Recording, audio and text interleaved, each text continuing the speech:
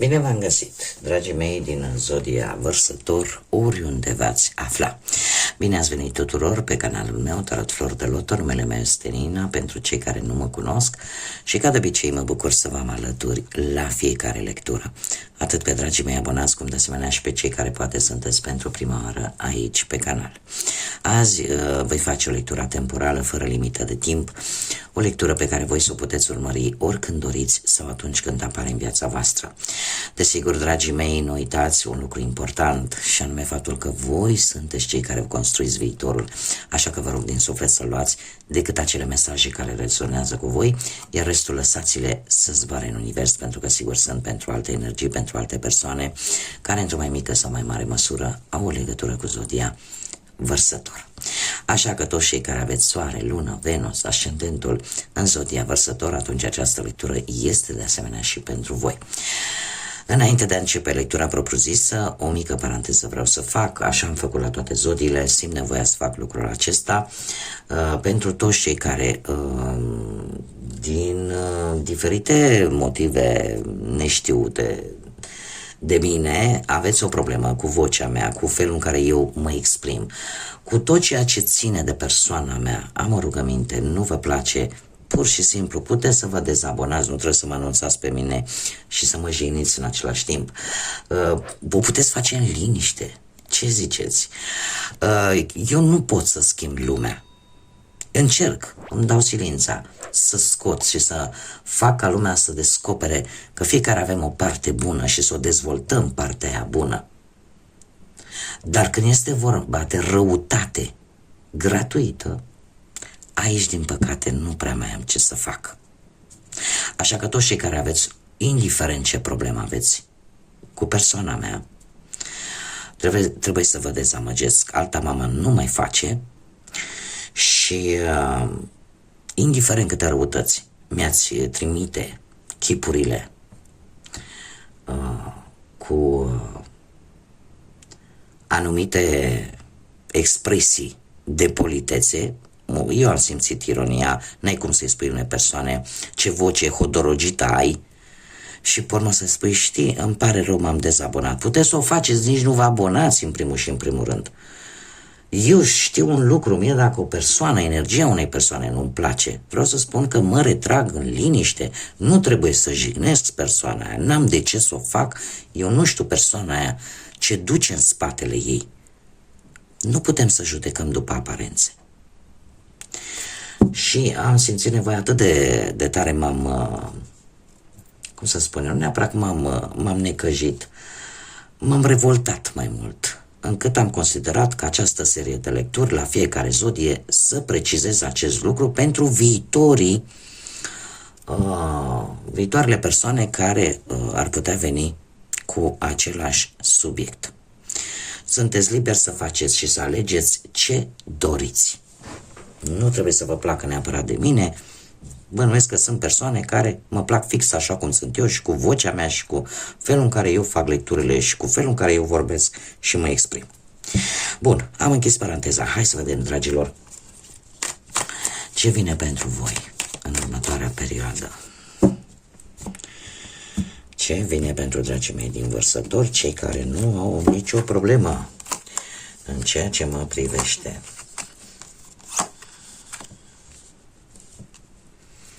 Dragilor dragi,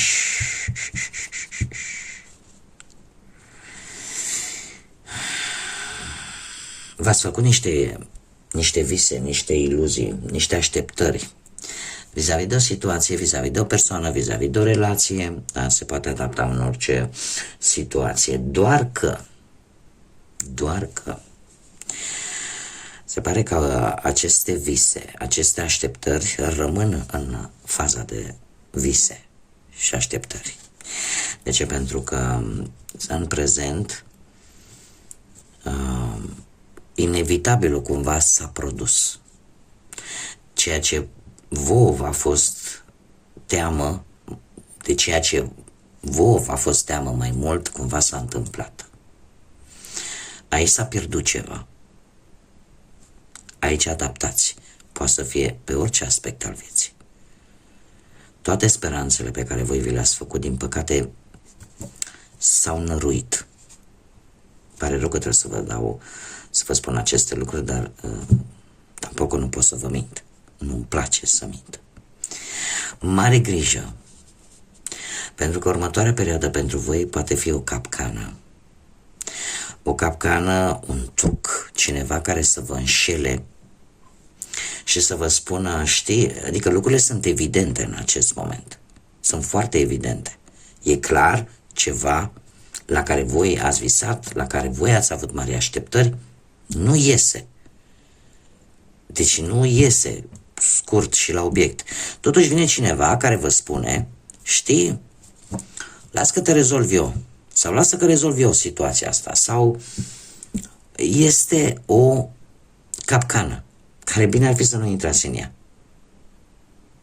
Dar nu are nimic de văzut. Odată ce s-a întâmplat lucrul respectiv, ți s-au dat acele dovezi fără niciun fel de dubiu, nu cădeți în capcana altora să deveniți victima lor.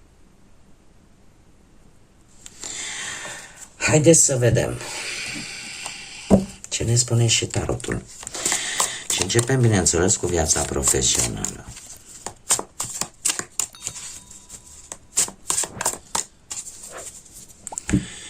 Să vedem ce vine pentru voi, dragilor. Din Vărsător, pe plan profesional, poate găsim un pic de lumină aici.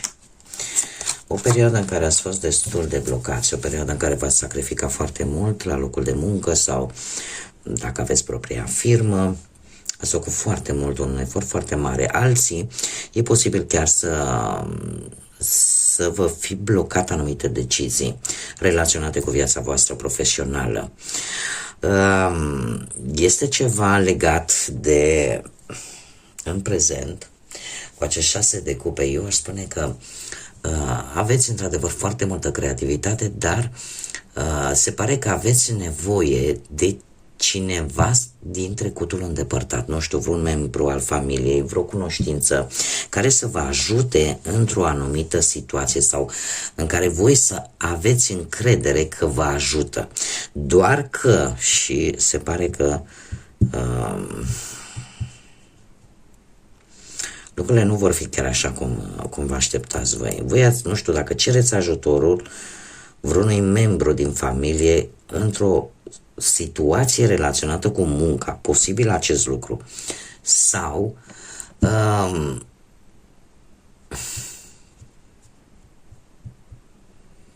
eu aș zice că cineva vă promite că vă ajută în găsirea unui job. Poate să fie și lucrul ăsta și poate să fie cineva pe care voi îl cunoașteți de multă vreme. Dar mie viitorul apropiat îmi dă cu virgulă. De ce? Pentru că acest 5 de monede îmi spune că nu o să fie bine, în sensul că ori veți pierde locul de muncă actual, ori veți fi pe punctul de a-l pierde și lucrul ăsta te va face să te simți destul de abandonat.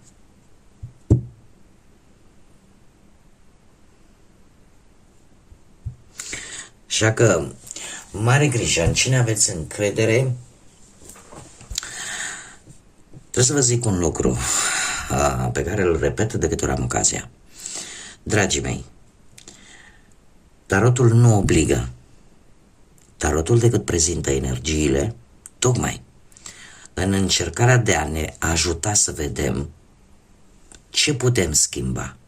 Puterea asta la noi, la fiecare dintre noi. Fiecare acțiune pe care noi o facem, fiecare decizie pe care noi o luăm, schimbă energia. Nu e literă de lege ce prezintă tarotul sau orice alt oracol. Asta așa, ca o chestiune generală. Haideți să vedem pe partea bănuților.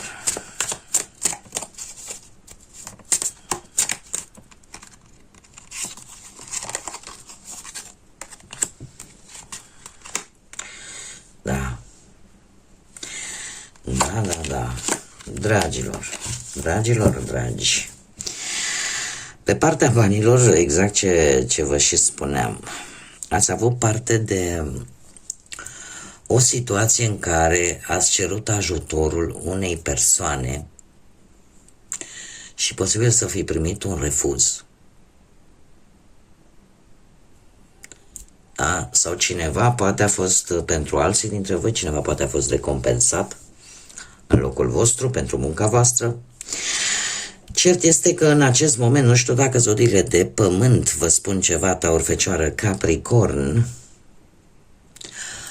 și se repetă încă o dată zodia Taur cu Marele Preot aici, dar este cineva care într-adevăr are în permanență bani. Este cineva, eu aș spune că poate să fie, sunt la șanse să fie cineva din familie, nu știu, mamă, soacră, soră mai mare, vreo mătușă apropiată, mai mult pe parte feminină, dar nu e obligatoriu ținând cont de faptul că este o lectură generală, deci aici puteți să adaptați, dar este cineva care în permanență are o siguranță materială și care vă poate ajuta. Ce vine în următoarea perioadă? În următoarea perioadă pentru voi, dragilor, totuși se pare că veți cere sfatul unei persoane care e dispusă să vă ajute și care vă va ajuta. Este o persoană mai în vârstă, o persoană înțeleaptă care ori vă va da un sfat bun, ori chiar vă va ajuta la modul practic să rezolvați această situație.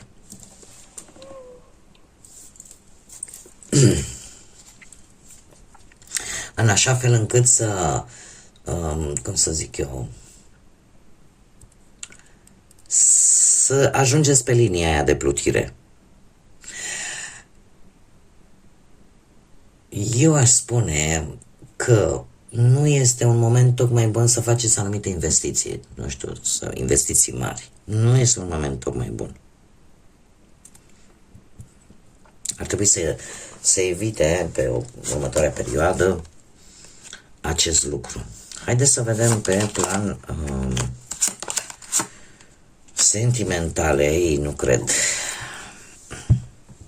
Dragilor, pe plan sentimental, pentru cei care sunteți prima oară, pentru cei care sunteți într-o relație, avem Marea Preoteasă. Marea Preoteasă care vine cu, într-adevăr, vine cu foarte mult magnetism, cu foarte mult romantism, dar în același timp vine cu lucruri care nu se spun. Ori există, ori voi aveți lucruri pe care nu le spuneți, le țineți în voi, ori există perechea voastră să aibă lucruri de care voi nu știți. În acest moment, cu acest 5 de spade, eu aș spune că există anumite dezacorduri, anumite conflicte pe care parcă nu puteți să le evitați în relația voastră. De ce? Pentru că fiecare o ține pe a lui.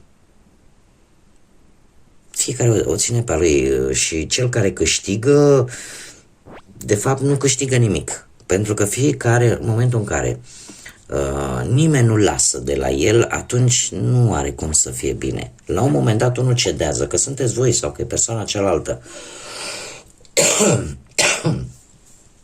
Cedezi poate din alte motive decât pentru simplu fapt că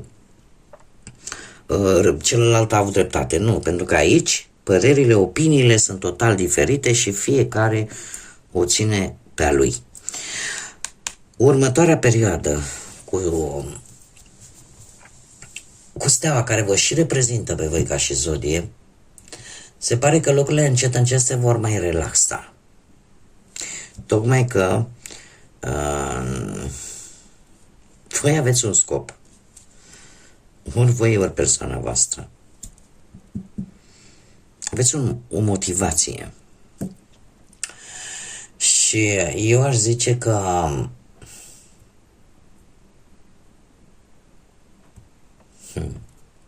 sunteți foarte încrezători în voi, dragilor. Și dacă unii dintre voi aș putea zice chiar că există un plan B. Există un plan de rezervă. De ce? Pentru că după toată starea asta pe care unii dintre voi o traversați în acest moment, de tensiune, de mici râcâiele așa în care niciunul parcă nu vrea să lase de la el. Dintr-o dată, următoarea perioadă vine așa cu un timp, cum să zic eu, destul de calm.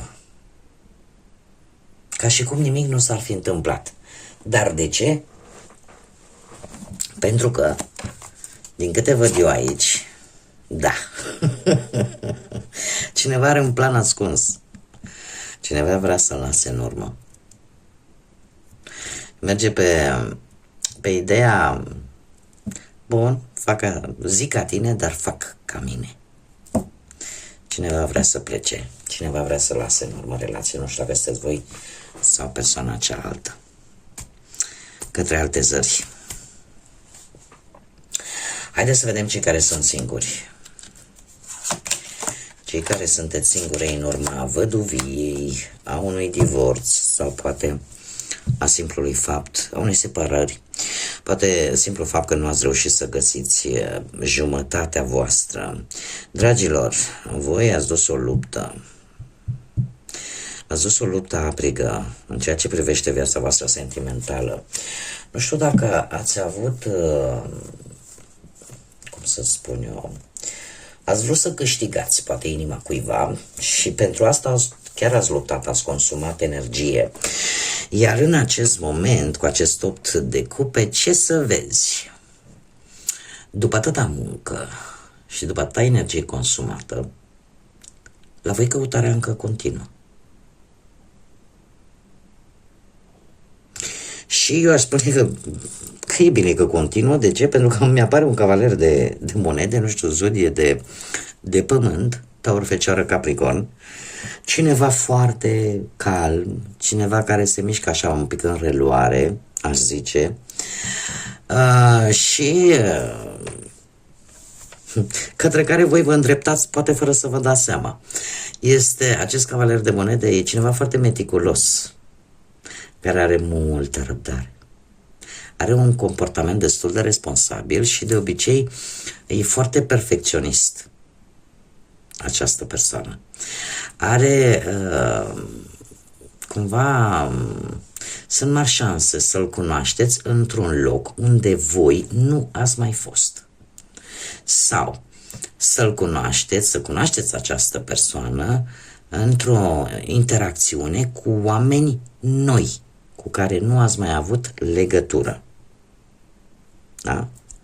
Așa că atenție!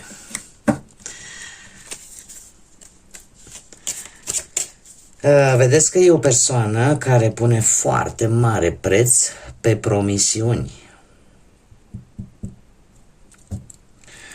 Aici puteți să adaptați, desigur. Ceea ce eu vă spun, dacă voi considerați că se adaptează mai bine mesajele pentru persoana voastră, sunteți liberi să o faceți. Da? Este o lectură generală și puteți să adaptați în funcție de situația fiecăruia. Acum, haideți să vedem și un mesaj din partea acestui oracol al cristalelor. Ce ne spune? Avem cuarțul transparent sau cristalul de rocă, care spune felul următor: permiteți ție însuți să simți toate emoțiile. Spectrul complet al emoțiilor tale îți va trimite mesaje și sfaturi importante. Este de fapt un îndemn de a te lăsa purtat de sentimente, de a nu le renega, de a nu le refuza. E ca și cum ai zice: Doamne, eu parcă simt ceva pentru cutărică, dar nu pot eu să-mi permit așa ceva. Nu pot, pentru că eu sunt un om serios, sunt o femeie serioasă. Nu... Asta înseamnă să renegi practic ceea ce simți în interiorul tău. Și îndemnul este să fii transparent și să lași acele emoții să iasă, să te bucuri de ele. Pentru că, dragilor, nu avem o viață să iubim, nu avem o viață să facem bani și alta să facem familie și copii. Ce să vezi? În această amărâtă de viață pe care o avem, trebuie să facem câte un pic din toate. Așa că nu pierdeți timpul și permiteți-vă să simțiți acele emoții, indiferent care sunt ele. Și acum, dragilor, o noutate vom folosi, eu voi folosi pentru prima dată zarurile astrologice și haideți să vedem ce mesaj important au pentru dragii mei din Vărsător aceste zaruri astrologice. Și avem casa patra, zodia Fecioară, deci avem casa patra, haideți să vedem dacă e nodul sud sau nodul nord. Este nodul sud. Dragilor, aici este vorba un pic de karmă. De ce trebuie să ții tu cont și ce nu ar trebui să mai repeți. Are legătură cu casa a patra, casa a patra care ne vorbește de familie, de schimbare de locuință sau renovare de locuință, da? Sau cum ești tu văzut în interiorul familiei tale, da? În grupul vostru familiar. Acum, faptul că avem și zodia Fecioară, asta îmi spune că unii dintre voi ar trebui să fiți, mai ales cei care aveți nodul sud, în Fecioară. Fecioara este o zodie foarte perfecționistă. O zodie foarte perfecționistă, o zodie care acordă o foarte mare atenție la detalii și cred că probabil partea cea mai extremă, ca să zic așa, care o dă un pic, devine un pic negativă, este când exagerează, tocmai exagerează în a face totul cât mai perfect. Iar asta poate să-i aducă întârzieri, poate să-i aducă stări de ipohondrie, da? De teamă de a nu se îmbolnăvi de orice boală pentru unii dintre voi, nu pentru unii dintre voi, pentru zodia Fecioară în general. Da? Faptul că avem zodia Fecioară în nodul sud și casa patra, mie îmi spune că nu repetați anumite greșeli pe care le-ați făcut la nivelul familiei, unde voi ați insistat posibil ca lucrurile să se facă numai ca voi. Nu repetați. Deci este un mesaj clar. Odată ce a apărut nodul sud, care vorbește de karmă, ne vorbește de lecțiile pe care noi trebuie să le învățăm dintr-o viață anterioară, lecțiile pe care nu ar trebui, sau anumite situații pe care nu ar trebui să le mai repetăm, tocmai pentru că deja le-am avut și odată ce le-am avut, se consideră că le-am și învățat. Așa că mare grijă în ceea ce privește, cum am mai spus, lucrurile legate de familie sau chiar de schimbări de case, renovări sau ce are legătură cu căminul, cu casa, cu proprietățile. Bun, dragilor, cam atât am avut de spus. Eu vă mulțumesc pentru atenție, vă mulțumesc pentru like-uri, distribuiri și comentarii. Desigur, vă aștept cu mare drag pe toți cei care poate ați rezonat, v-a plăcut și nu aveți nicio problemă cu vocea mea. Eu vă aștept cu mare drag aici pe canal să ne întâlnim ca de fiecare dată la fiecare lectură. Nu uitați, desigur, în continuare am nevoie de sprijinul vostru. Nu uitați de un simplu like. Chiar dacă nu vreți să faceți comentarii, nu e niciun fel de problemă. Un simplu like, o distribuire. Eu vă mulțumesc din suflet pentru toate aceste lucruri minunate, iar până data viitoare, când ne vom reîntâlni, numai bine vă doresc să aveți pace în suflete și, desigur, multă energie pozitivă. Până data viitoare, să fiți iubiți, dragilor!